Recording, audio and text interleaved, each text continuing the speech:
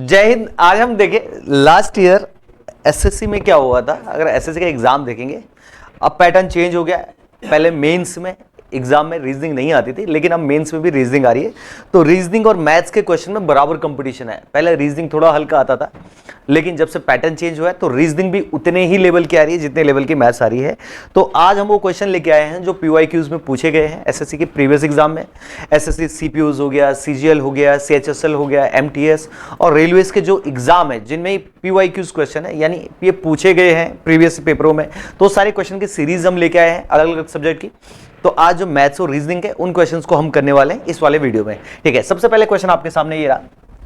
इसमें आपके मैथ्स और रीजनिंग के कंबाइंड क्वेश्चंस हैं, वही क्वेश्चन जो एग्जाम में आए हुए हैं पिछले जो भी एग्जाम हुए हैं एसएससी के अलग अलग और रेलवेज के, उन सब में ये क्वेश्चन आए हुए हैं। तो पहला क्वेश्चन है, इन दी फॉलोइंग क्वेश्चंस। ये क्वेश्चन ना बहुत बार, ये क्वेश्चन इतना ज्यादा रिपीटेशन होता है और इसीलिए होता है क्योंकि ये ना जीएस रिलेटेड है। यानी रीजनिंग के साथ जब जीएस के क्वेश्चंस को मिक्स किया जाता है तो जीएस रिलेटेड क्वेश्चन बन जाते हैं। होता रीजनिंग का है, लेकिन उसका जो कॉन्सेप्ट होता है वो कौन सा होता है, जीएस का। तो वही क्वेश्चन है। In the following question 4 words have been given, out of which 3 are like same manner while the fourth one is different, choose the one। अब देखिए यहां पर क्वेश्चन ये पूछा गया है कि इसमें 4 शब्द लिखे हैं, 3 शब्द ऐसे हैं जो किसी तरह सामान्य है, यानी एक से है, और एक अलग है। अब कौन सा है? ग्रेनाइट, लिग्नाइट, एंथ्रेसाइट और बिटुमिनस। तो इसके लिए आपको थोड़ा सा जीएस की जानकारी होनी चाहिए कि ये 3 अगर मैं बात करूं तो ये कोयल के टाइप हैं, यानी कोयला जो होता है उसके ये क्या है, अलग अलग टाइप है, जिसमें लिग्नाइट है, एंथ्रेसाइट है, बिटुमिनस है, ये कोयला है। जबकि बात करें ग्रेनाइट, ग्रेनाइट वो होता है जिसके ना घर में क्या होता है, ये पत्थर जो होता है ये ग्रेनाइट है। जबकि ये क्या है, ये कोयले के टाइप्स है। तो इसका जो आंसर हो जाएगा granite. Granite is apart from the others, यानी बाकी से अलग है। बाकी 3 एक पेयर बनाते हैं और ये नहीं बनाता है। तो इसका जो आंसर हो जाएगा ग्रेनाइट हो जाएगा। अगले क्वेश्चन पे चलते हैं। हाँ, अगला क्वेश्चन जो है आपका, यह है कंपाउंड इंटरेस्ट करके चैप्टर आता है। बहुत ज्यादा इससे क्वेश्चन पूछे जाते हैं किसी भी एग्जाम में। अगर वनडे की हम बात करें, एसएससी की बात करें, कंपाउंड का क्वेश्चन आना ही आना है, प्रॉफिट लॉस आना ही आना है, परसेंटेज आना ही आना है। इन क्वेश्चंस के फिक्स है और यही क्वेश्चन है। A sum of money placed at compound interest double itself in 15 years, in how many years it. अब देखिए ये वो क्वेश्चन है जो एग्जामिनर बड़े बना के रखता है, लेकिन एक्चुअली बड़े होते नहीं, इजी क्वेश्चन होते हैं। उसने कहा कोई पैसा आपने रखा और 15 साल में डबल हो गए, 15 साल में उसे डबल लगा। अब मैं आपको बता दूं कंपाउंड क्या होता है। कंपाउंड अगर डबल हो रहा है तो अब फिर डबल होगा, जो भी पैसा हुआ है उतने साल में डबल होगा। यानी अगर मैं 15 और साल अपने पैसे को रखूं तो ये 4 गुना हो जाएगा। फिर कितना, अगले 15 साल में कितना, 8 गुना, फिर 16 गुना, 32 गुना। ये कंपाउंड की प्रॉपर्टी है। कंपाउंड इंटरेस्ट बहुत ज्यादा लगता है, दुगना, 4 गुना, 8 गुना, 16 गुना, 32 गुना, और कितने साल में, 15 साल में। जबकि एसआई की बात करें तो एसआई बहुत हल्के हल्के चलता है, यानी कंपाउंड ज्यादा फास्ट चलेगा। अब उसने कहा बताओ कितने साल में कितना हो जाएगा, 8 टाइम्स हो जाएगा। तो भैया 8 टाइम के कितने, 15 15 15 45 साल। अब इस क्वेश्चन का चाहो तो आप बड़ा बनाओ कि भाई फॉर्मेट करके, नहीं तो इजी आपको बनाना तो सिंपल सा है, सबसे इजी मेथड, और इस टाइप के सारे क्वेश्चन इसी से हो जाते हैं। अगले क्वेश्चन की तरफ चलते हैं। अगला क्वेश्चन है, Manoj take twice as much time as Anjali and thrice as much Amit to finish a work, together they finish a work in 1 day. Time and work का क्वेश्चन है, विद रेशो से पूछा गया है कि आपको बताना है कैसे ये सॉल्व होगा। सबसे पहले देखिए क्या है, यह आता है टाइम एंड वर्क में इफिशिएंसी रिलेटेड जो टाइप होता है उसमें आता है। इसमें इफिशिएंसी दी जाती है, फिर उनके दिन दिए जाते हैं, फिर किसी एक का पूछ लेता है। क्वेश्चन है, मनोज क्या करता है, मनोज अंजलि से दुगना टाइम लेता है। दुगना मतलब अगर ये 1 काम करेगा तो मनोज 2 काम करेगा, ठीक है। और थ्राइस लेता अमित से, कौन, मनोज। अमित से कितना लेता है, थ्राइस लेता है। थ्राइस का मतलब है अगर अमित 1 करेगा तो ये कितना काम करेगा, 3 काम करेगा, ठीक है। Manoj take twice as much time as Anjali, thrice as much as finish. इसका मतलब है कि भैया अगर ये 1 लेगा ये 3 लेगा। अब देखिए यहां पर इनके डेज को हम बराबर करते हैं, तो बराबर के लिए मुझे क्या करना पड़ेगा, मनोज दोनों जगह, तो इसे बराबर कर दूंगा, 2 से यहां मल्टीप्लाई और यहां 3 से मल्टीप्लाई। यानी मनोज लेगा 6 दिन, अंजलि लेगी कितने, 3 दिन, और अमित लेगा कितने दिन, 2 दिन। अब ये तो इनके डे है। अब आती इफिशिएंसी, तो इफिशिएंसी कैसे निकालते हैं, इन तीनों का एलसीएम ले लो, 6 यूनिट, 6 काम है तो ये 6 दिन में 6 काम करता है, 1 दिन में 1, ये 3 दिन में 6 काम करता है, 1 दिन में 2, और ये 2 दिन में 6 काम करता है यानी 1 दिन में 3। ये इनकी इफिशियंसी आ गई। ये उसने टाइम दे रखा है, उस वाले क्वेश्चन में पहले इफिशियंसी देता है, लेकिन इस समय टाइम दिया है कि भाई इतना टाइम ले रहा है। Together they finish a work in 1 day. अब वो 1 दिन लेते हैं और तीनों की इफिशियंसी कितनी है, 1 + 2 + 3 6 यूनिट। अब वो कह रहा बताओ कि मनोज कितना लेगा। मनोज कितना लेगा भैया, 6 यूनिट तो काम है। अब मनोज की एफिशिएंसी कितनी है, 1 यूनिट पर डे के हिसाब से, तो कितने दिन लेगा भैया, ये लेगा 6 दिन। 6 दिन। Option number A is the correct answer. ध्यान रखना, जो क्वेश्चन क्लास में होते हैं तो वहां पर एफिशिएंसी पहले दी जाती है, लेकिन एग्जाम में जो क्वेश्चन दिए जाते हैं तो वहां पर कंफ्यूज करने के लिए दिन पहले दिए जाते हैं। तो पहले एफिशिएंसी निकालो, फिर उनके आगे के क्वेश्चंस करेंगे, तो इसका आंसर हो जाएगा 6। अगले क्वेश्चन पे चलते हैं। ठीक है, स्टेटमेंट कंक्लूजन बहुत ही इंपॉर्टेंट क्वेश्चन।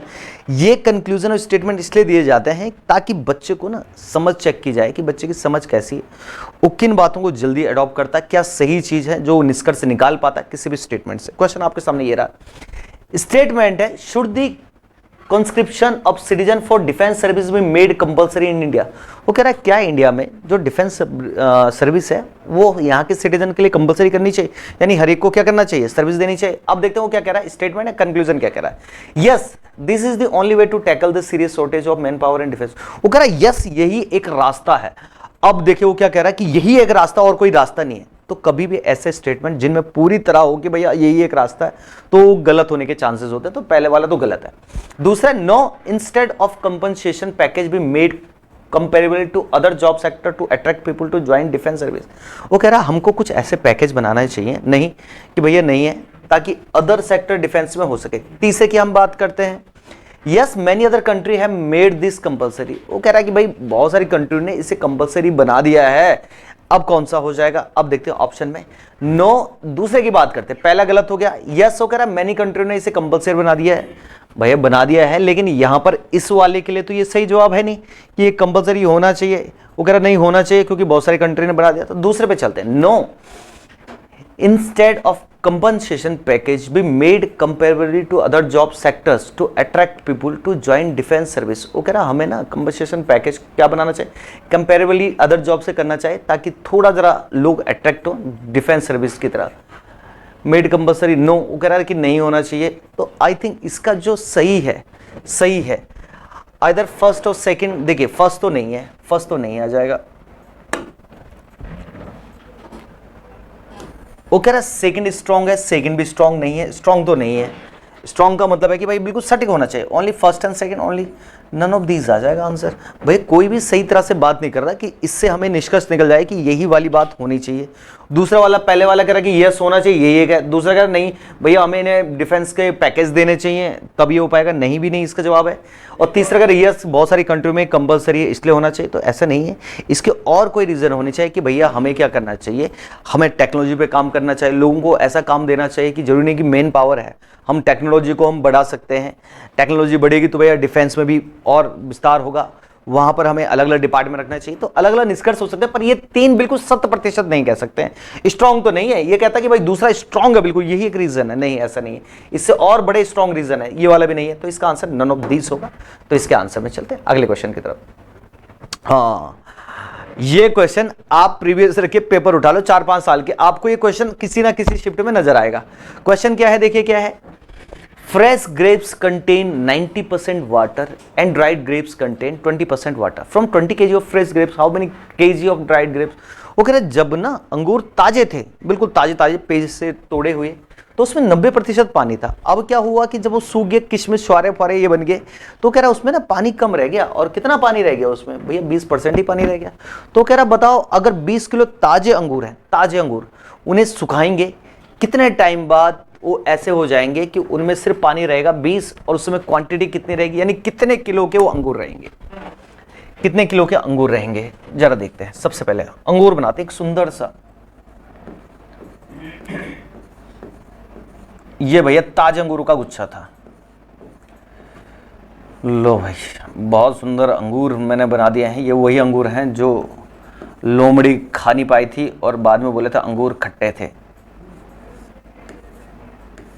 देखो कितने सुंदर अंगूर बने हैं। ठीक है, अब क्या हुआ, ये किशमिश बन गई छोटी छोटी छोटी छोटी छोटी छोटी छोटी। तो जाहिर सी बात है ताजे का वजन ज्यादा होगा, सूखे का कम होगा। तो जरा देखते हैं, ताजे अंगूर में 90% क्या होगा, 90% पानी। इसका मतलब 10% होगा छिलके फिलके जो भी है, छिलके या जिसको कहेंगे पल्प, 10%। अब पल्प क्या है, जो छिलके हैं उनका वजन यहां जितना होगा यहां भी वही होगा। अब वो कह रहा है यहां पर 20% तो पानी है, तो बाकी का वजन क्या होगा, ये तो वाटर है भाई, बाकी छिलके कितना, 80% क्या, छिलके या पल्प। ठीक है, अब आपको ध्यान रखना है जो छिलके हैं उनका वजन दोनों जगह बराबर होगा, यहां भी बराबर और यहां भी बराबर छिलकों का वजन। अब देखिए कितने किलो है, 20 का 10% निकालेंगे तो कितना, 2 किलो। छिलके 2 किलो होंगे भैया, 20 का अगर मैं 10% निकालूंगा तो ऐसे तो निकालेंगे, 20 किलो का 10%, लो भैया कट गया, 2 किलो छिलके। यहां भी 2 किलो होंगे, लेकिन यहां पर 80% की वैल्यू कितनी है, 2 केजी। 2 केजी का मतलब 2000 ग्राम, और 1% की वैल्यू कितनी है भैया, 2000 बटे 80। और हमें निकालना है ये 100% पूरा है, तो 100 से मल्टीप्लाई यहां और 100 से यहां काटेंगे, 20 से कट जाएगा 4 बार और ये 5 बार, 4 से कितनी बार कट जाएगा, 5 बार, 0, 5 × 5 ये हो जाएगा 250 ग्राम। 250 ग्राम का मतलब 2.5 केजी, 2.5 केजी इसका आंसर आ जाएगा। आ जाएगा नहीं आ जाएगा, ऑप्शन में है कहीं भी, बिल्कुल भैया। बहुत बहुत बार आप पेपर उठा लीजिए, आरआरबी उठा लीजिए, सीपीओज उठा लीजिए, सीजीएल उठाइए, आपको ये क्वेश्चन दिखेगा जरूर, क्योंकि बहुत इंपॉर्टेंट है। और कंफ्यूजन इसलिए होता है कि बच्चा सोचता है भैया कैसे हो गया, पानी यहाँ ज़्यादा और यहाँ कम है तो अंगूरी। तो इसमें क्या होता है, सूखने के कारण कुछ पानी क्या होता है, इरेज हो जाता है। ठीक है, चलिए आगे चलते हैं अगले क्वेश्चन की तरफ। हाँ, ये क्वेश्चन आपने देखा होगा, रेशियो का क्वेश्चन है बहुत, और इसको मिला के दिया गया है किसमें, प्रॉफिट लॉस में। हुआ क्या, उसने कहा price of diamond is directly proportion to the square of its weight. वो कह रहा भाई जो प्राइस है ना डायमंड की, इसके वेट के स्क्वायर के बराबर है। अगर 5 किलो का तो इसका वेट कितना होगा, 25 रुपए, 25 लाख, 25 करोड़ इतना।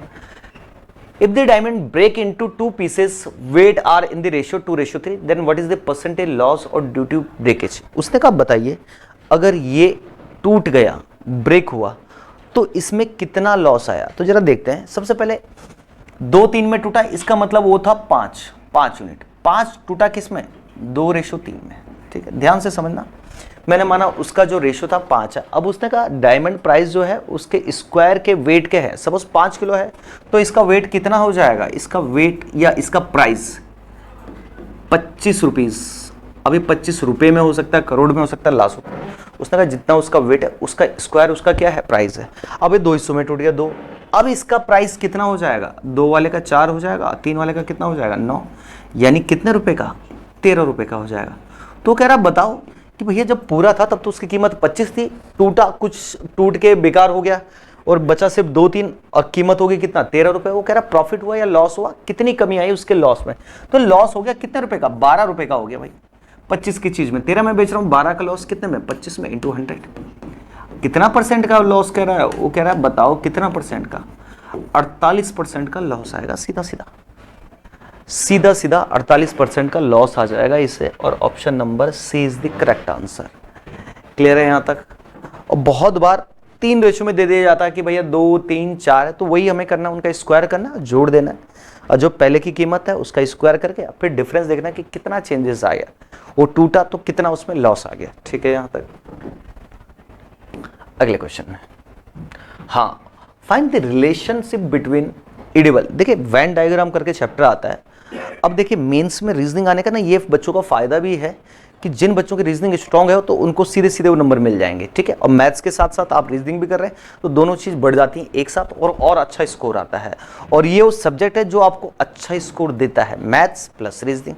क्वेश्चन है आपके सामने, find the difference relation between edible things, poison, by product. वो कह रहा भाई एडिबल होना चाहिए, खाने योग्य, पॉइजन और बाई प्रोडक्ट। तो कौन सा डायग्राम कहता है कि यही आंसर आएगा, सटीक आंसर यही आएगा।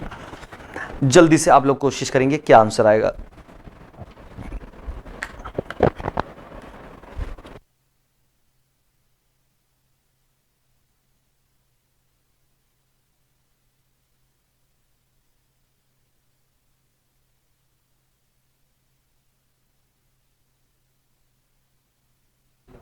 चलिए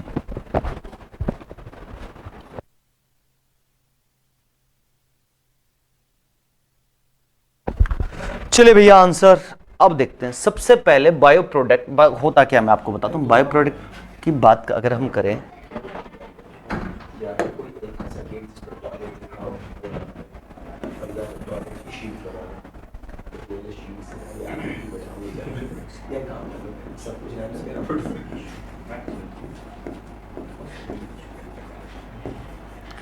बायो प्रोडक्ट वो है जो जमीन पे उगने वाली चीजें। अब देखिए पॉइजन क्या बायो प्रोडक्ट होता है? बिल्कुल होता है। आपने देखा बहुत सारी जहरीली चीजें हैं जो जमीन पे उगती हैं, सारे नहीं है लेकिन कुछ है। अब कुछ कितने हैं काउंटेबल नहीं है, तो यहाँ पर सिर्फ हम कुछ को दर्शाते हैं 50-50।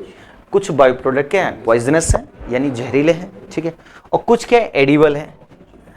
अब देखिए मैं ना इसको एडिबल को इसके साथ नहीं मिला सकता है। इसके साथ क्यों नहीं मिला सकता कि भैया पॉइजन भले आजकल खा लेते हैं, कुछ लोग इश्क में खा लेते हैं, लेकिन खाने योग्य थोड़ी है।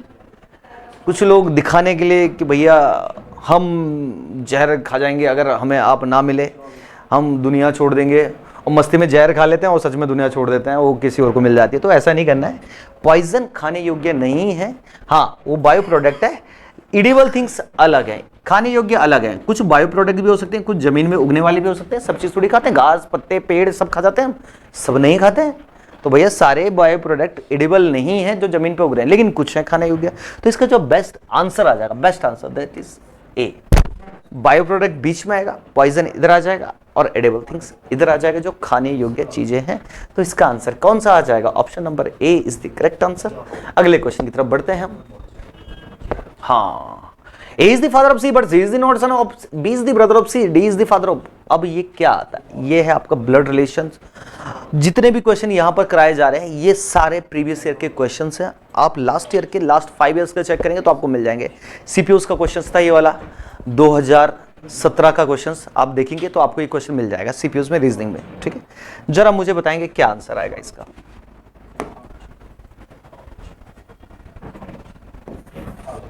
अब देखिए स्टेप बाय स्टेप चलना पड़ता है। एग्जाम में आपके पास कम टाइम होता है, यहाँ पर तो मैं आपको हल्के हल्के बता रहा हूँ, पर आपको इतने फास्ट सीखना है कि एग्जाम में 45 सेकंड से पहले पहले आपका आंसर आ जाएगा। सबसे पहले A is the father of C, A is the father of C. मैंने कहा है कि जिसका आपको पता चल जाए जेंडर तो उसके आगे लिख दें, अगर मेल है तो प्लस, फीमेल है तो minus. A is father of C, A is father of C, but C is not in son. भैया सन नहीं है तो लड़की हो जाएगी, जब उसके पापा है और उसका बच्चा ही है, लेकिन लड़का नहीं है तो लड़की हो जाएगी, ठीक है। B is brother of C, B भाई है किसका? सी का। B is brother of C, ठीक। D is son of B, D तो लड़का है भैया किसका? बी का, ठीक है। D is son of B. H is father of G, H कहां पर है, जी कहां पर नहीं पता, लिख लो। H is father of G, क्योंकि यहां पर तो कहीं जी नहीं है तो हमने लिखा H is father of ji.